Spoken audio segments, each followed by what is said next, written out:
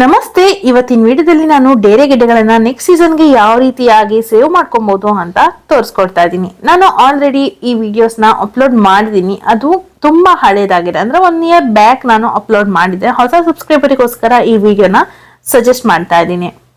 ಹಾಗೇನೆ ಕಳೆದ ಬಾರಿ ವಿಡಿಯೋದಲ್ಲಿ ನಾನು ಒಂದೇ ಮೆಥಡ್ ನಲ್ಲಿ ತಿಳಿಸ್ಕೊಟ್ಟಿದ್ದೆ, ಆದ್ರೆ ಇವತ್ತಿನ ದಿನದಲ್ಲಿ ನಾನು 3 ಮೆಥಡ್ ನಲ್ಲಿ ಈ ಡೇರೆ ಗೆಡ್ಡೆಗಳನ್ನ ಹೇಗೆ ಸೇವ್ ಮಾಡ್ಕೊಬಹುದು ಅಂತ ತಿಳಿಸ್ಕೊಡ್ತಾ ಇದ್ದೀನಿ. ತುಂಬಾ ಜನ ಕೇಳ್ತೀರಾ ಡೇರೆ ಗೆಡ್ಡೆಗಳನ್ನ ಸೇಲ್ ಮಾಡ್ತೀರಾ ಅಂತ. ಖಂಡಿತವಾಗ್ಲೂ ನಾನು ಡೇರೆ ಗೆಡ್ಡೆಗಳನ್ನ ಸೇಲ್ ಮಾಡ್ತೀನಿ. ಯಾರಿಗಾದ್ರೂ ಬೇಕಾದ್ರೆ ಸ್ಕ್ರೀನ್ ಮೇಲೆ ಕಾಣಿಸ್ತಾ ಇರುವಂತ ನಂಬರ್ಗೆ ಕಾಂಟ್ಯಾಕ್ಟ್ ಮಾಡ್ಬೋದು. ಆಲ್ರೆಡಿ ತುಂಬಾ ಜನ ನನಗೆ ಬುಕ್ ಮಾಡ್ಕೊಂಡಿದ್ದೀರಾ. ಅದರಲ್ಲೂ ತುಂಬಾ ಜನಕ್ಕೆ ಕೆಲವೊಂದಿಷ್ಟು ಗಡ್ಡೆಗಳನ್ನ ಪೂರೈಸ್ಲಿಕ್ಕೆ ಆಗೋದಿಲ್ಲ, ಯಾಕಂದ್ರೆ ಅದು ತುಂಬಾನೇ ಕಮ್ಮಿ ಪ್ರಮಾಣದಲ್ಲಿ ಅದರ ಗೆಡ್ಡೆಗಳು ಇದೆ. ಅದಕ್ಕೋಸ್ಕರ ಕೆಲವೊಂದಿಷ್ಟು ಗಡ್ಡೆಗಳನ್ನ ನಾನು ಪೂರೈಸೋದಿಕ್ಕೆ ಆಗೋದಿಲ್ಲ. ಜೊತೆಗೆ ಕೆಲವೊಂದಿಷ್ಟು ಗಡ್ಡೆಗಳು ಇದಾವೆ, ಅದು ತುಂಬಾನೇ ಫ್ರೆಶ್ ಆಗಿ ತುಂಬಾನೇ ಚೆನ್ನಾಗಿದಾವೆ ಗಡ್ಡೆಗಳು ಮಾತ್ರ. ಆದ್ರೆ ನಂಗೆ ಅದ್ ಯಾವ ಕಲರ್ ಅನ್ನೋದು ಗೊತ್ತಿಲ್ಲ. ನಿಮ್ಗೆ ಯಾವ ಕಲರ್ ಆದ್ರೂ ಪರವಾಗಿಲ್ಲ, ನಮಗೆ ಡೇರೆ ಗೆಡ್ಡೆ ಚೆನ್ನಾಗಿರ್ಬೇಕು. ಡೇರೆ ಗೆಡ್ಡೆಗಳನ್ನ ಕೊಟ್ಟು ಕಳಿಸ್ತೀರಾ ಅಂದ್ರೆ ಈ ರೀತಿ ಡೇರೆ ಗೆಡ್ಡೆಗಳು ಬೇಕಾದ್ರೆ ಇದಾವೆ. ಅಂದ್ರೆ ಕಲರ್ ಗೊತ್ತಿಲ್ಲದೆ ಇರುವಂತ ಡೇರೆ ಗೆಡ್ಡೆಗಳಾದ್ರೆ ಸುಮಾರಷ್ಟು ಇದೆ. ತುಂಬಾನೇ ಚೆನ್ನಾಗಿರುವಂತಹ ಗಡ್ಡೆಗಳು ನನ್ನ ಹತ್ರ ಇದೆ. ನಾನು ಸಾಕಷ್ಟು ಬಾರಿ ಆನ್ಲೈನ್ ಅಲ್ಲಿ ಗಡ್ಡೆಗಳನ್ನ ತರಿಸಿ ಅಥವಾ ಬೇರೆ ಬೇರೆ ಗಿಡಗಳನ್ನ ತರಿಸಿ ನಾನು ಮೋಸ ಹೋಗಿರೋದ್ರಿಂದ ನಾನು ಬೇರೆಯವರಿಗೆ ಮೋಸ ಮಾಡೋದಕ್ಕೆ ನಂಗೆ ಖಂಡಿತವಾಗ್ಲೂ ಇಷ್ಟ ಇಲ್ಲ. ಕೆಲವೊಂದ್ಸಲ ಏನಾಗತ್ತೆ ಅಂದ್ರೆ ನನ್ನ ಹತ್ರ ಸಾಕಷ್ಟು ಗಿಡಗಳಲ್ಲಿ ಹೂ ಬಿಟ್ಟಿರೋದಿಲ್ಲ. ಆ ಟೈಮ್ನಲ್ಲಿ ನಾನು ಅದನ್ನ ಹೆಸರು ಬರಿದೆ ಅದನ್ನ ಸಪ್ರೇಟ್ ಆಗಿ ಇಟ್ಕೊಂಡಿರ್ತೀನಿ ಅಂತ ಗಡ್ಡೆಗಳನ್ನ. ಯಾರಾದ್ರೂ ನಮಗೆ ಯಾವ ಗಡ್ಡೆ ಆದ್ರೂ ಪರವಾಗಿಲ್ಲ ಅಂದ್ರೆ ಆ ಗಡ್ಡೆನ ಕೊಟ್ಟು ಕಳಿಸ್ತೀನಿ. ಆಮೇಲೆ ನಾನ್ ಗಡ್ಡೆಗಳನ್ನ ಕೊಟ್ಟು ನೀವು ಆಮೇಲೆ ನನಗೆ ಇದೆಲ್ಲ ಕಲರ್ ಒಂದೊಂದು ಕಲರು 2 3 ಗಡ್ಡೆ ಬಂದಿದೆ ಅಂದ್ರೆ ಅದು ನನ್ನ ಪ್ರಾಬ್ಲಮ್ ಆಗಿರೋದಿಲ್ಲ. ಯಾಕಂದ್ರೆ ನಾನು ಮೊದ್ಲಿಗೆ ಹೇಳಿರ್ತೀನಿ ನಿಮಗೆ, ನನಗೆ ಕಲರ್ ಗೊತ್ತಿಲ್ಲ ಅನ್ಕೊಂಡು. ನಮಗೆ ಯಾವ ಕಲರ್ ಆದ್ರೂ ಓಕೆ ಅಂದ್ರೆ ನೀವು ತಗೊಳ್ಬಹುದು. ಹಾಗೆ ಕೆಲವೊಂದಿಷ್ಟು ಗಡ್ಡೆಗಳಿಗೆ ಅಂದ್ರೆ ಗಿಡಗಳಲ್ಲಿ ಕೆಲವೊಂದಿಷ್ಟು ಹೂಗಳು ಬಿಟ್ಟಾಗ ಅದ್ರದ್ದು ಹೆಸರುಗಳನ್ನ ನಾನು ಬರ್ದಿರ್ತೀನಿ. ಹೂ ಬಿಡದೆ ಇದ್ರೆ ತಾನೇ ನನಗಾದ್ರೂ ಹೆಂಗ್ ಗೊತ್ತಾಗ್ಬೇಕು ಹೇಳಿ? ಹೂ ಬಿಟ್ಟಿಲ್ದೆ ಇರೋದನ್ನ ಇದೇ ಕಲರ್ ಅಂತ ನಾನು ಯಾವ ಗ್ಯಾರಂಟಿನಲ್ಲಿ ನಿಮಗೆ ಹೇಳಿ ಕೊಡ್ಲಿ ಅಲ್ವಾ? ಅದಕ್ಕೋಸ್ಕರ ನಾನು ಮೊದ್ಲಿಗೆ ಹೇಳಿರ್ತೀನಿ ನಿಮಗೆ, ನನಗೆ ಕೆಲವೊಂದಿಷ್ಟಕ್ಕೆ ಮಾತ್ರ ಕಲರಿನ್ ಗೊತ್ತು, ಅದಿಷ್ಟನ್ನ ನಾನು ಸಪ್ರೇಟ್ ಆಗಿ ಎತ್ತಿಟ್ಟಿದ್ದೀನಿ. ಕಲರ್ ಗೊತ್ತಿಲ್ಲದೆ ಇರೋದನ್ನ ಅದನ್ನ ಸಪ್ರೇಟ್ ಆಗಿ ಎತ್ತಿಟ್ಟಿದ್ದೀನಿ. ಇರ್ಲಿ, ನಿಮಗೆ ಬೇಕಂದ್ರೆ ನಂಗೆ ಸ್ಕ್ರೀನ್ ಮೇಲೆ ಕಾಣುವಂತ ನಂಬರ್ಗೆ ಕಾಂಟ್ಯಾಕ್ಟ್ ನ ಮಾಡ್ಬೋದು. ಇವಾಗ ನಾವು ಡೇರೆ ಗಡ್ಡೆ ಯಾವ ರೀತಿಯಾಗಿ ಸೇವ್ ಮಾಡ್ಕೊಳ್ಳೋದು ಅಂತ ನೋಡ್ಕೊಳ್ಳೋಣ ಅಲ್ವಾ? ಮೊದಲನೇದಾಗಿ ಇವಾಗ ನಮ್ ಡೇರೆ ಗೆಡ್ಡೆಗಳನ್ನ ನಾವು ಮುಂದಿನ ಸೀಸನ್ಗೆ ಸೇವ್ ಮಾಡ್ಕೊಬೇಕು ಅಂದ್ರೆ ಡೇರೆ ಗಿಡಗಳು ಫುಲ್ ಡ್ರೈ ಆಗಿ ಹೋಗಿರ್ಬೇಕು. ಅಂದ್ರೆ ಗಿಡಗಳೆಲ್ಲ ಪೂರ್ತಿ ಒಣಗಿ ಹೋಗಿರ್ಬೇಕು. ನಮ್ಮ ಮನೆಯಲ್ಲಿ ಕೆಲವೊಂದಿಷ್ಟು ಗಿಡಗಳು ಇನ್ನೂ ಕೂಡ ಒಣಗಿರ್ಲಿಲ್ಲ. ಅದನ್ನ ನಾನು ಏನ್ ಮಾಡಿದ್ದೆ ಅಂದ್ರೆ ಕಟ್ ಮಾಡಿ ಇಡೋದು, ಅಂದ್ರೆ ಬುಡ ಸಮೇತ ಅದನ್ನ ಕಟ್ ಮಾಡೋದು. ಅಲ್ಲಿ ಕತ್ರಿ ಹಾಕಿ ಕಟ್ ಮಾಡಿದಾಗ ಸ್ವಲ್ಪ ದಿನದಲ್ಲಿ ಅದು ಒಣಗತ್ತೆ. ಅಂದ್ರೆ 1 ವಾರದೊಳಗಡೆ ಅದು ಫುಲ್ ಡ್ರೈ ಆಗ್ತದೆ. ಡ್ರೈ ಆದಾಗ ನಿಮಗೆ ಗೊತ್ತಾಗ್ತದೆ. ಅದು ಹೀಗೆ ಮುಟ್ಟಿದಾಗ ಫುಲ್ ಇವಾಗ ಒಣಗಿರುವಂತ ಗಿಡ ನಮ್ ಮುಟ್ಟಿದಾಗ ಯಾವ ರೀತಿ ಆಗುತ್ತೆ ಆ ರೀತಿ ಆಗ್ತದೆ. ನೋಡಿ, ಇಲ್ಲಿ ನೋಡ್ತಾ ಇರ್ಬೋದು ನೀವು, ಹಸಿಯಾದಂತ ಗಿಡಗಳು ಕೂಡ ಇದಾವೆ. ಆ ಟೈಮ್ ನಲ್ಲಿ ನಾವ್ ಏನ್ ಮಾಡ್ಬೋದು ಅಂದ್ರೆ ಈ ಹಸಿಯಾಗಿರುವಂತ ಗಿಡಗಳನ್ನು ಕೂಡ ನಾವು ನೆಕ್ಸ್ಟ್ ಸೀಸನ್ಗೆ ಗೆಡ್ಡೆ ಮಾಡೋದಕ್ಕೋಸ್ಕರನೇ ಕೂಡ ಬೆಳೆಸ್ಕೊಬಹುದು. ಇವಾಗ ಚಳಿಗಾಲ ಆಗಿರೋದ್ರಿಂದ ಆರಾಮಾಗಿ ಡೇರೆ ಗಿಡಗಳು ಬೆಳಿತವೆ, ಬೆಳೆಯೋದಿಲ್ಲ ಅಂತ ನಾನು ಹೇಳೋದಿಲ್ಲ. ಆದ್ರೆ ಅದಕ್ಕೆ ಮೇಂಟೈನ್ ಸ್ವಲ್ಪ ಜಾಸ್ತಿ ಬೇಕಾಗತ್ತೆ. ಅದಕ್ಕೋಸ್ಕರ ನಾನು ಚಳಿಗಾಲದಲ್ಲಿ ಬೆಳೆಯೋದಿಲ್ಲ. ಕೆಲವೊಂದಿಷ್ಟು ಕಡೆ ಚಳಿಗಾಲದಲ್ಲಿ ಕೂಡ ಡೇರೆ ಗೆಡ್ಡೆಗಳನ್ನು ಬೆಳೆಸ್ತಾರೆ. ಈ ರೀತಿ ಹಸಿಯಾಗಿರುವಂತ ಗಿಡದಲ್ಲಿ ಹರೆ ಬಂದಾಗ ಆ ಹರೆಯಿಂದ ಕೂಡ ನಾವು ಗಿಡಗಳನ್ನ ಮಾಡ್ಕೊಂಡು ಅದರಲ್ಲಿ ಗಡ್ಡೆಗಳನ್ನ ನೆಕ್ಸ್ಟ್ ಸೀಸನ್ಗೋಸ್ಕರ ಮಾಡಿ ಇಟ್ಕೊಬಹುದು. ಅದು ಕೂಡ ನನ್ನ ಚಾನಲ್ ನಲ್ಲಿ ಇದೆ, ಬೇಕನ್ನೋರು ಒಂದ್ಸಲ ಹೋಗಿ ಚೆಕ್ ಮಾಡಿ ನೋಡ್ರಿ, ಸಿಗುತ್ತೆ. ತುಂಬಾ ಜನ ಇದೇ ರೀತಿಯಾಗಿ ಡೇರೆ ಗೆಡ್ಡೆಗಳನ್ನ ತೆಗೆದಿಡ್ತಾರೆ. ಇದು ಫಸ್ಟ್ ಮೆಥಡ್. ಇವಾಗ ಚೀಲದಲ್ಲಿ ಹಾಕಿದೀವಿ ಅಂದ್ರೆ ಒಂದ್ ಚೀಲದ ಮೇಲೆ ಮತ್ತೊಂದ್ ಚೀಲ ಈ ರೀತಿಯಾಗಿ ಹಾಕೊಂಡು ಹೋಗೋದು. ಇಲ್ಲ ಅಂತ ಆದ್ರೆ ನೀವು ಪಾಟಲ್ಲಿ ನಟ್ಟಿದ್ದೀರಿ ಅಂದ್ರೆ ಒಂದ್ ಪಾಟ್ ಮೇಲೆ ಮತ್ತೊಂದ್ ಪಾಟು, ಅದ್ರ ಮೇಲೆ ಇನ್ನೊಂದ್ ಪಾಟು, ಈ ರೀತಿಯಾಗಿ ಹಾಕ್ಬಿಟ್ಟು ಇದನ್ನ ನೆರಳಲ್ಲಿ ತೆಗ್ದಿಡೋದು. ಆದ್ರೆ ನಾವು ಈ ರೀತಿಯಾಗಿ ಹಾಕಿದಾಗ ಇರುವೆಗಳು ಬರುವಂತ ಚಾನ್ಸಸ್ ಇರ್ತದೆ.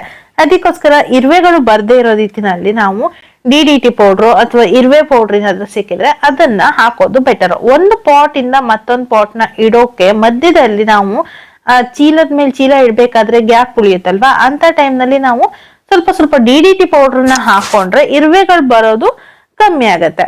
ಹೆಚ್ಚಾಗಿ ಡೇರೆ ಗೆಡ್ಡೆಗಳನ್ನ ನಡ್ತಾರಲ್ಲ ಅವರೆಲ್ಲ ಇದೇ ಮೆಥಡ್ ನ ಫಾಲೋ ಮಾಡೋದು.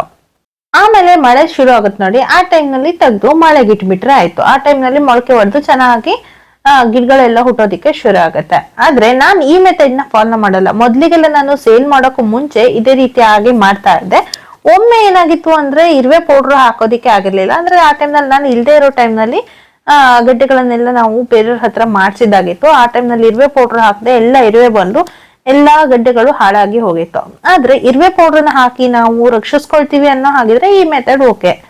ಮತ್ತೆ ನಾನು ಈಗ ಗಡ್ಡೆಗಳನ್ನ ತೆಗೆದು ಸೇಲ್ ಮಾಡೋದ್ರಿಂದ ಈ ಮೆಥಡ್ ನ ಫಾಲೋ ಮಾಡೋದಿಲ್ಲ. ಯಾಕಂದ್ರೆ ಗಡ್ಡೆಗಳನ್ನ ಸಪ್ರೇಟ್ ಮಾಡಿ ಇಟ್ಕೊಳ್ಳೋದ್ರಿಂದ ನೆಕ್ಸ್ಟ್ ಮೊಳಕೆ ಬಂದಾಗ ನಾವು ಅದನ್ನ ಸಪ್ರೇಟ್ ಮಾಡೋದಕ್ಕೆ ಹೋದ್ರೆ ಆಗ ಗಡ್ಡೆಗಳಿಗೆ ಡ್ಯಾಮೇಜ್ ಆಗೋದಿಲ್ಲ. ಈಗಲೇ ನಾವು ಗಡ್ಡೆಗಳನ್ನ ಸಪ್ರೇಟ್ ಮಾಡಿ ಇಡ್ಬೇಕಾಗತ್ತೆ ಸೇಲ್ ಮಾಡೋರು. ಅಥವಾ ನಾವು ಇವಾಗ ಬೇರೆ ಆಗಿ ಅದನ್ನ ಗಡ್ಡೆಗಳನ್ನ ಡಿವೈಡ್ ಮಾಡಿ ನಡ್ತೀವಿ ಅಂದ್ರೆ ಅದು ಮೊಳಕೆ ಬಂದ್ರ ಮೇಲೆ ನಾವು ಅದನ್ನ ಡಿವೈಡ್ ಮಾಡೋದಕ್ಕೆ ಹೋದ್ರೆ ಮೊಳಕೆ ಮುರಿದು ಹೋಗುವಂತ ಚಾನ್ಸಸ್ ಇರುತ್ತೆ. ಮೊಳಕೆ ಮುರಿದ್ರು ಕೂಡ ಏನೋ ತೊಂದರೆ ಏನೂ ಆಗೋದಿಲ್ಲ. ಯಾಕಂದ್ರೆ ಅದೊಂಥರ ಆಲೂಗೆಡ್ಡೆ ರೀತಿನಲ್ಲಿ ಅದು ಒಂದ್ಸಲ ಮೊಳಕೆ ಮುರಿದು ಹೋದ್ರು ಮತ್ತೊಂದ್ಸಲ ಚಿಗುರು ಬಂದೇ ಬರುತ್ತೆ ಅದು. ಇದಿಷ್ಟು ಒಂದು ಮೆಥಡ್ ಆದ್ರೆ ಇವಾಗ ಇನ್ನೂ 2 ಮೆಥಡ್ ನ ತೋರಿಸ್ಕೊಡ್ತೀನಿ ನೋಡಿ. ನಿಮಗೆ ಇದಿಷ್ಟರಲ್ಲಿ ಯಾವ್ದು ಸರಿ ಹೊಂದುತ್ತೋ ಆ ರೀತಿ ಮೆಥಡ್ ನ ನೀವು ಕೂಡ ಫಾಲೋ ಮಾಡ್ಕೊಬಹುದು. ಈಗ ನಾನು 2ನೇ ಮೆಥಡ್ ನ ತೋರಿಸ್ಕೊಡ್ತೀನಿ. ಈ ರೀತಿಯಾಗಿ ನಾನು ಆಲ್ರೆಡಿ ವಿಡಿಯೋನ ತೋರಿಸ್ಕೊಟ್ಟಿದ್ದೀನಿ. ಇವಾಗ ತುಂಬಾ ಜನಕ್ಕೆ ಗೊತ್ತಿಲ್ಲದೆ ಇರೋರು ತಿಳ್ಕೊಳ್ಳಿ ಅನ್ಕೊಂಡು ಈ ಮೆಥಡ್ ನ ತೋರಿಸ್ಕೊಡ್ತಾ ಇದ್ದೀನಿ. ಇದು ಕೂಡ ತುಂಬಾನೇ ಸೇಫೆಸ್ಟ್ ಮೆಥಡ್ ಅಂತಾನೆ ಹೇಳ್ತೀನಿ. ನಾನು ತೋರಿಸುವಂತ 3 ಮೆಥಡ್ ನಲ್ಲಿ ಬೇಕಾದ್ರೆ ನೀವು ಟ್ರೈ ಮಾಡಿ ನೋಡ್ರಿ. ಎಲ್ಲದೂ ಕೂಡ ತುಂಬಾನೇ ಚೆನ್ನಾಗಿದೆ ಅಂತಾನೆ ಹೇಳ್ಬೋದು. ಈ ರೀತಿಯಾಗಿ ನಾವು ಪಾಟ್ ಇಂದ ಮಣ್ಣನ್ನ ತಕ್ಕೊಬೇಕಾಗತ್ತೆ. ಈ ರೀತಿ ತೆಗಿಬೇಕಾದ್ರೆ ತುಂಬಾನೇ ಜಾಗ್ರತೆಯಿಂದ ನಾವು ಗಡ್ಡೆಗಳನ್ನ ತೆಗಿಬೇಕಾಗತ್ತೆ. ಗಡ್ಡೆಗಳಿಗೆ ಯಾವುದೇ ರೀತಿ ಡ್ಯಾಮೇಜ್ ಆಗ್ಬಾರ್ದು. ಅಕಸ್ಮಾತ್ ಡ್ಯಾಮೇಜ್ ಆಯ್ತು ಅಂದ್ರೆ ಎಲ್ಲ ಗಡ್ಡೆಗಳೆಲ್ಲ ಹಾಳಾಗಿ ಹೋಗುತ್ತೆ. ಕೆಲವೊಮ್ಮೆ ಏನಾಗುತ್ತೆ ಅಂದ್ರೆ ನಾವು ಯಾವುದೇ ಮೆಥಡ್ ನಲ್ಲೂ ಕೂಡ ಅದನ್ನ ಸೇವ್ ಮಾಡಿ ಇಟ್ಕೊಂಡ್ರು ಕೂಡ ಕೆಲವೊಂದ್ಸಲ ಗಡ್ಡೆಗಳು ಹಾಳಾಗತ್ತೆ. ಎಂತ ಗೊತ್ತಿದ್ಯಾ, ಕೆಲವೊಂದಿಷ್ಟು ನಾವು ಹೋದಷ್ಟು ನಟ್ಟಿರುವಂತ ಗಡ್ಡೆಗಳು ಹಾಗೆ ಗಟ್ಟಿಯಾಗಿ ಉಳ್ದಿರುತ್ತದು. ಅದ್ರದ್ದು ಆ ಟೈಮ್ ನಲ್ಲಿ ಹಾಳಾಗೋದಿಲ್ಲ. ಇವಾಗ ನೆಕ್ಸ್ಟ್ ನಾವು ಸೇವ್ ಮಾಡಿ ಇಟ್ಕೊಳ್ಳೋದು ಅಥವಾ ಅದೇ ರೀತಿಯಾಗಿ ಪಾಟ್ ನಲ್ಲಿ ಬಿಟ್ರು ಕೂಡ ಅಲ್ಲೇ ಅದು ಕರ್ಗು ಹೋಗಿರುತ್ತೆ, ನಿಮಗೆ ಗೊತ್ತಾಗೋದಿಲ್ಲ ಅಷ್ಟೇ. ನಾವು ತೆಗ್ದು ಎತ್ತಿ ಇಟ್ಟಿರ್ತೀವಲ್ಲ ಆ ಟೈಮ್ ನಲ್ಲಿ ನಮಗೆ ಖಂಡಿತ ಅದು ಗೊತ್ತಾಗತ್ತೆ. ಅಕಸ್ಮಾತ್ ನೀವು ಆ ಪಾಟ್ ನ ತೆಗ್ದು ಸೈಡ್ ನಲ್ಲಿ ಇಟ್ಟು ಅದನ್ನ ಮತ್ತೆ ನೀವು ಎಲ್ಲಾದ್ರೂ ಡೈರೆಕ್ಟ್ ಮಳೆಗೆ ಇಡ್ತೀರಲ್ಲ ಆ ಟೈಮ್ ನಲ್ಲಿ ಬೇಕಾದ್ರೆ ನೀವು ಅದ್ರದ್ದು ಮಣ್ಣನ್ನು ಸ್ವಲ್ಪ ತೆಗ್ದು ನೋಡಿ, ಅದ್ರಲ್ಲಿ ಗಡ್ಡೆಗಳು ಹಾಳಾಗಿರುವಂತ ಗಡ್ಡೆಗಳು ಕೂಡ ನಿಮ್ಗೆ ಸಿಗುತ್ತೆ. ತುಂಬಾ ಜನ ಕೇಳ್ತಿರಲ್ಲ ನಂಗೆ, ನೀವು ಡೇರೆ ಗಡ್ಡೆಗಳನ್ನ ಇವಾಗ ನೀವು ತೆಗಿತಿರಲ್ಲ ಆ ಟೈಮ್ ನಲ್ಲೇ ಕೊಟ್ಟು ಬಿಡಿ ನಮಗೆ, ನಾನು ನೀವು ಸೇವ್ ಮಾಡ್ದಂಗೆ ಸೇವ್ ಮಾಡಿ ಇಟ್ಕೊಳ್ತೀನಿ ಅನ್ಕೊಂಡ್ ಕೇಳ್ತೀರಾ. ನಾನು ಯಾವ ಕಾರಣ ಕೊಡಲ್ಲ ಅಂದ್ರೆ ಇದೇ ಕಾರಣಕ್ಕೋಸ್ಕರ. ನಾನ್ ಗಡ್ಡೆಗಳನ್ನ ಕೊಟ್ರ ಮೇಲೆ ಅಕಸ್ಮಾತ್ ನಿಮ್ಮ ಹತ್ರ ಹಾಳಾಗಿ ಹೋದ್ರೆ ಅದರಿಂದ ನಿಮ್ಗೂ ಲಾಸು, ಆಮೇಲೆ ನನ್ಗೂ ಕೆಟ್ಟ ಹೆಸರಲ್ವಾ. ಅದಕ್ಕೋಸ್ಕರ ನಾನು ಆ ರೀತಿಯಾಗಿ ಗಡ್ಡೆಗಳನ್ನ ಕೊಡೋದಿಲ್ಲ. ಯಾವಾಗ ಆ ಗಡ್ಡೆಗಳೆಲ್ಲ ಮೊಳಕೆ ಬರೋದಕ್ಕೆ ಶುರು ಆಗುತ್ತೋ ಆ ಟೈಮ್ ನಲ್ಲಿ ನಾನು ಈ ಗಡ್ಡೆಗಳನ್ನ ಸೇರಿಗೋಸ್ಕರ ಹಾಕೊಳ್ತೇನೆ. ಇವಾಗ ಡೇರೆ ಗೆಡ್ಡೆಗಳನ್ನ ನಾವು ಕಟ್ ಮಾಡ್ಕೊಬೇಕಾದ್ರೂ ಅಷ್ಟೇ ತುಂಬಾ ಜಾಗರೂಕತೆಯಿಂದ ಕಟ್ ಮಾಡ್ಬೇಕಾಗತ್ತೆ. ಅದ್ರ ತುದಿ ಭಾಗಕ್ಕೆ ಯಾವುದೇ ರೀತಿಯಾಗಿ ಡ್ಯಾಮೇಜ್ ನ ಆಗ್ಬಾರ್ದು, ಆ ರೀತಿಯಾಗಿ ನಾವ್ ಇದನ್ನ ಕಟ್ ಮಾಡ್ಕೊಬೇಕಾಗತ್ತೆ. ಅಕಸ್ಮಾತ್ ತುದಿ ಭಾಗಕ್ಕೆಲ್ಲಾದ್ರೂ ಕಟ್ಟಾಗಿ ಹೋಯ್ತು ಅಂದ್ರೆ ಅದು ಕೂಡ ಕೊಲ್ಟಾಗೋ ಚಾನ್ಸಸ್ ಇರುತ್ತೆ. ಇಲ್ಲಿ ನೋಡ್ತಾ ಇರ್ಬೋದು, ನಿಮಗೆ ಗೊತ್ತಾಗ್ತಾ ಇದೆ ಅಂತ ಅನ್ಕೊಳ್ತೀನಿ.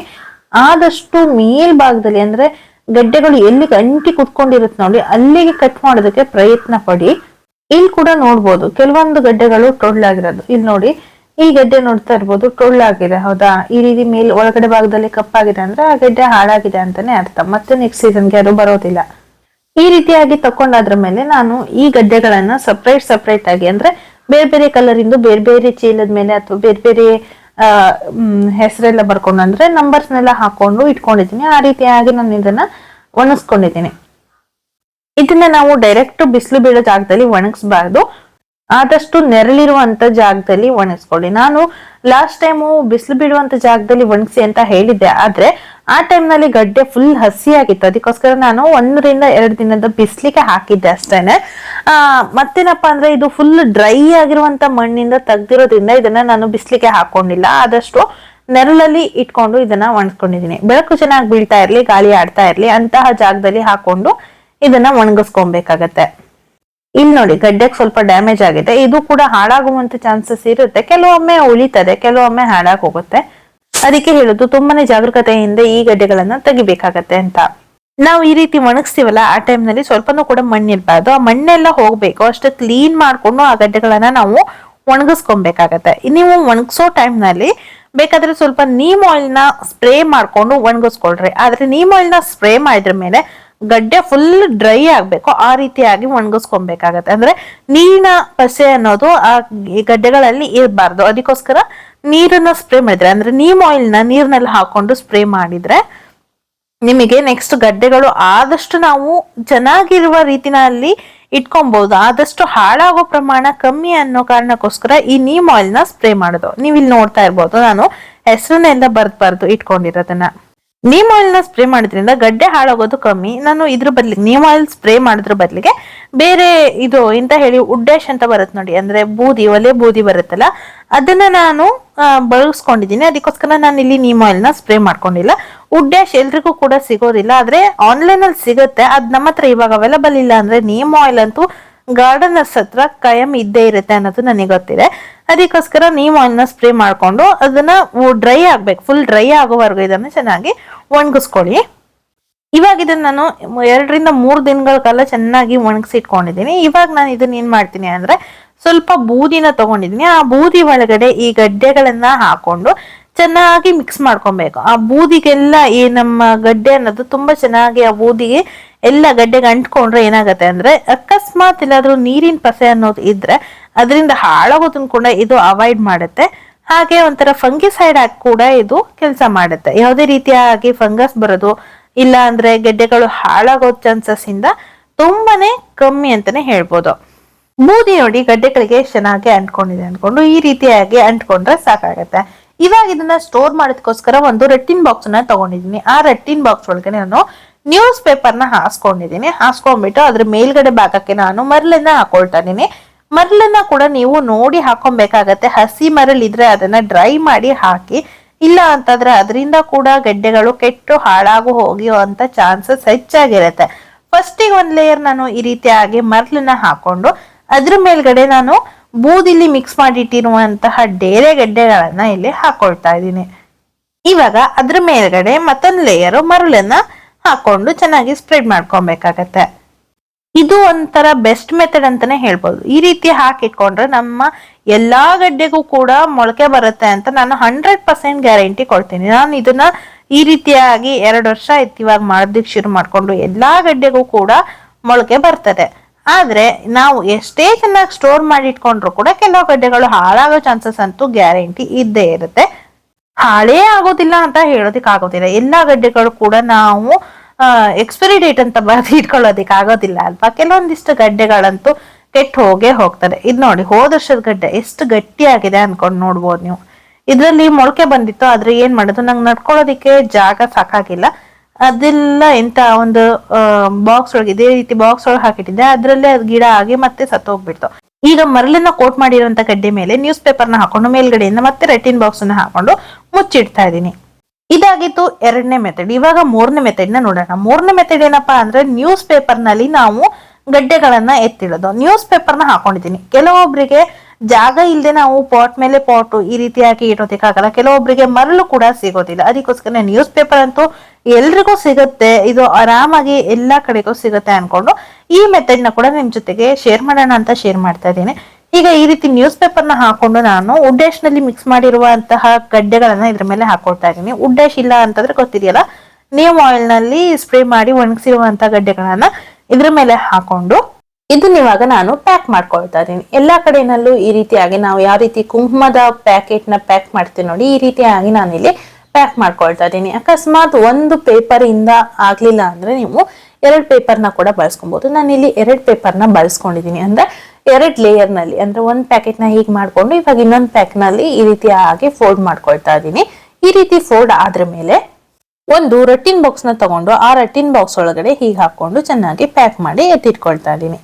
ಈಗ ತೋರಿಸಿರುವಂತ 3 ಮೆಥಡ್ ಕೂಡ ನಿಮ್ಗೆ ಯೂಸ್ಫುಲ್ ಆಗಿದೆ ಅಂತ ಅನ್ಕೊಳ್ತಾ ಇವತ್ತಿನ ವಿಡಿಯೋ ಇಲ್ಲಿಗೆ ಎಂಡ್ ಮಾಡ್ತಾ ಇದ್ದೀನಿ. ಎಂಡ್ ಮಾಡೋಕ್ಕೂ ಮುಂಚೆ ಚಾನಲ್ಗೆ ಯಾರಾದ್ರೂ ಸಬ್ಸ್ಕ್ರೈಬ್ ಆಗದೆ ವಿಡಿಯೋನ ನೋಡ್ತಾ ಇದ್ರೆ ದಯವಿಟ್ಟು ಚಾನಲ್ಗೆ ಸಬ್ಸ್ಕ್ರೈಬ್ ಆಗಿ ಪಕ್ಕದಲ್ಲಿರುವಂತ ಬೆಲ್ ಐಕನ್ ಕ್ಲಿಕ್ ಮಾಡ್ಕೊಂಡ್ರೆ ನಾನು ಹಾಕೋ ವಿಡಿಯೋಸ್ ನೋಟಿಫಿಕೇಶನ್ ನಿಮಗೆ ಮೊದಲಿಗೆ ಬರುತ್ತೆ. ವಿಡಿಯೋ ಸ್ವಲ್ಪನಾದ್ರೂ ಇಷ್ಟ ಆಗಿದ್ರೆ ಹೆಚ್ಚಿನ ದಿನಕ್ಕೆ ಇದನ್ನ ಶೇರ್ ಮಾಡಿ, ಇದರಿಂದ ಅವರಿಗೂ ಕೂಡ ಉಪಯೋಗ ಆಗ್ಬಹುದು. ಹಾಗೇನೆ ಒಂದೇ ಒಂದು ಲೈಕ್ ಮಾಡೋದನ್ನ ಮರಿಬೇಡಿ. ನಿಮ್ಗೆ ಏನೇ ಡೌಟ್ ಬಂದ್ರು ನಮಗೆ ಕಮೆಂಟ್ ಬಾಕ್ಸ್ ನಲ್ಲಿ ಕಮೆಂಟ್ ಮಾಡಬಹುದು, ನಾನು ಆನ್ಸರ್ ಮಾಡ್ತೀನಿ. ಮತ್ತೆ ಅದ್ರ ಹೊಸ ವಿಡಿಯೋದಲ್ಲಿ ಸಿಗ್ತೀನಿ. ಅಲ್ಲಿವರೆಗೂ love you all, bye bye.